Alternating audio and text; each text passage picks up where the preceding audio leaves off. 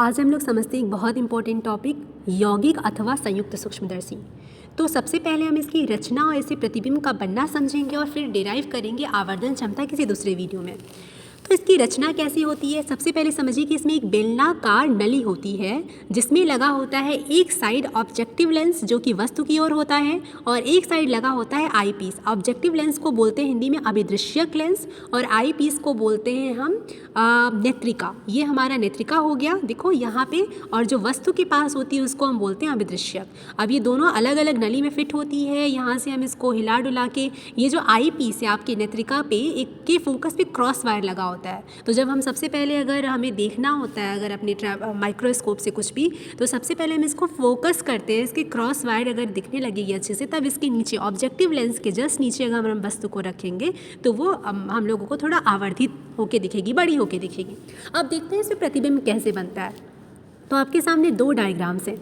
एक स्थिति में जब प्रतिबिंब आँखों की न्यूनतम दूरी पे बन रहा है जो कि 25 सेंटीमीटर होता है, ठीक है, और एक स्थिति में जब प्रतिबिंब अनंत पर बन रहा है, मतलब आपकी आंखें बहुत रिलैक्स्ड हैं और उस समय पे कैसे प्रतिबिंब बनता है। तो सबसे पहले समझते हैं कि आँखों की न्यूनतम दूरी पे प्रतिबिंब कब बनता है। तो उसके लिए हम अभिदृश्यक के सामने थोड़ा, जब वस्तु ए बी को रखेंगे तो ए बी का प्रतिबिंब सबसे पहले अभिदृश्यक कहाँ बनाएगा, ए डैश बी डैश पे। कैसे हम इसको पता करेंगे, तो मान लो जो एक रेखा जो कि समांतर जा रही है आपके मुख्य अक्ष के, वो फोकस से होके जाएगी और जो रेखा प्रकाशीय केंद्र से होके गुजर रही है वो जैसी जाएगी वैसी की वैसी चली जाएगी। अतः आपका प्रतिबिंब कहाँ बन रहा है, ए डैश बी डैश पे। अब ये जो ए डैश बी डैश है, ये नेत्रिका जो आपकी आँख के पास होती है उसके लिए वस्तु का काम करेगी। अब ए डैश बी डैश का आभासी प्रतिबिंब नेत्रिका आपकी बनाएगी ए प्राइम, ए डबल डैश और बी डबल डैश, ठीक है। अब कैसे इसको पता करेंगे, तो बी डैश से जो रेखा समांतर जा रही है वो इसके द्वितीय फोकस से होते हुए जाते महसूस होगी, और जो प्रकाशिक केंद्र से जा रही है वो जैसे जा रही है वैसे ही पीछे की तरफ अगर हम इसको मिला दें तो हमें बी डैश का सिंबल मिल जाएगा, और फिर ए डैश, ए डबल डैश और बी डबल डैश। ये हमारा हो गया प्रतिबिंब बनने का तरीका, जबकि हमारा प्रतिबिंब आँखों की न्यूनतम दूरी पे बन रही है। अब दूसरे केस में क्या होता है कि अगर हमारा प्रतिबिंब अनंत पे बन रहा हो तो उसके लिए ए बी का प्रतिबिंब तो जैसे पहली बार बना था ए डैश बी डैश वैसे बनेगा, लेकिन ए डैश बी डैश को अब हम इसके नेत्रिका के फोकस पे ही बनवाएंगे, उसके क्रॉस वायर पे ही ऐसा सेट करेंगे कि वो प्रतिबिंब कहाँ बने, इसके क्रॉस वायर पे।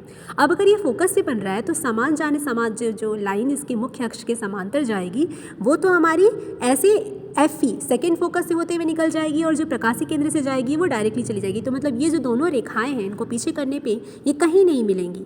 तो ये इसका मतलब क्या हुआ कि जो हमारा प्रतिबिंब है वो अनंत पर बन रहा है। तो ये दो केसेस हैं। सबसे पहले आपको ये डायग्राम बनाना प्रैक्टिस करना होगा।